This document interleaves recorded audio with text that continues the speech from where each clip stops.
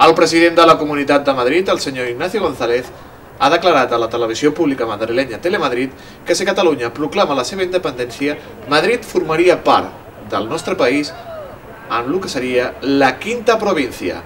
D'aquesta manera, Madrid continuaria comptant amb Catalunya com a motor econòmic.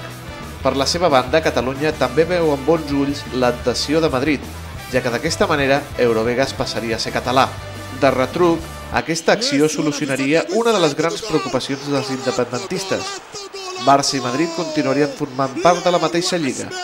Creo que ya va siendo hora que la gente de Madrid y de Cataluña nos entendamos. Esto es como un puzzle. Cataluña y Madrid son dos piezas que tienen que ir juntas. No pueden ir por separado, porque una empuja a la otra, porque una lleva a la otra. Tenemos que ir cogidos de la mano como buenos hermanos.